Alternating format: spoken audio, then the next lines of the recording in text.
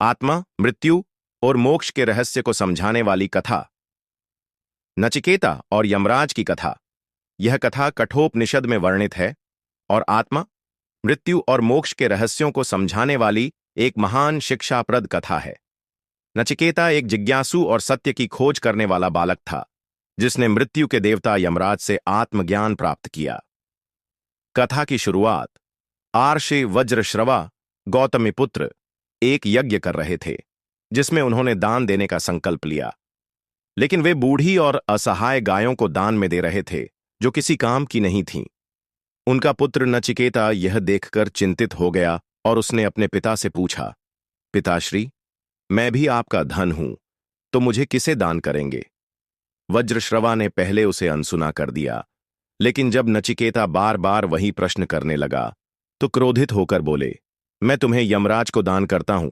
पिता ने क्रोध में ऐसा कह तो दिया, लेकिन नचिकेता ने इसे सच मानकर यमलोक जाने का निश्चय कर लिया। नचिकेता यमलोक में। नचिकेता यमलोक पहुंचा, लेकिन यमराज उस समय वहां नहीं थे। उसने 3 दिन और 3 रातें बिना भोजन पानी के यमराज की प्रतीक्षा की। जब यमराज लौटे, तो अपने सेवकों से यह सुनकर कि एक ब्राह्मण बालक बिना खाए पिए प्रतीक्षा कर रहा था, उन्होंने नचिकेता से क्षमा मांगी और कहा कि उसकी प्रतीक्षा के प्रायश्चित स्वरूप वह उसे 3 वरदान देंगे। नचिकेता के 3 वरदान। 1। पहला वरदान। नचिकेता ने अपने पिता की शांति और उनके क्रोध के समाप्त होने की इच्छा जताई। यमराज ने कहा, जब तुम पृथ्वी पर लौटोगे तो तुम्हारे पिता प्रसन्न और शांतचित्त होंगे। 2। दूसरा वरदान।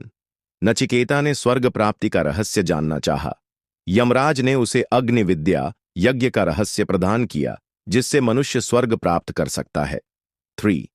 तीसरा वरदान। नचिकेता ने पूछा, मृत्यु के बाद आत्मा का क्या होता है? यमराज का उत्तर और आत्मज्ञान। यमराज इस प्रश्न को टालने लगे और बोले, यह बहुत गूढ़ विषय है, इसे देवताओं ने भी पूरी तरह नहीं जाना। तुम कुछ और मांग लो, धन, लंबी उम्र या राजसुख। लेकिन नचिकेता ने कहा, नश्वर चीजें मुझे नहीं चाहिए, मुझे केवल सत्य जानना है। यमराज नचिकेता की जिज्ञासा और दृढ़ता देखकर प्रसन्न हुए और बताया, आत्मा अमर और अविनाशी है। शरीर मरता है, लेकिन आत्मा जन्म और मृत्यु के चक्र से परे है। जो आत्मा को जान लेता है, वही मोक्ष प्राप्त करता है। कथा से शिक्षा। आत्मा अमर है, शरीर नश्वर। सत्य की खोज में धैर्य और दृढ़ संकल्प जरूरी है। सांसारिक सुख क्षणिक हैं, आत्मज्ञान ही सर्वोच्च लक्ष्य है। यह कथा हमें मृत्यु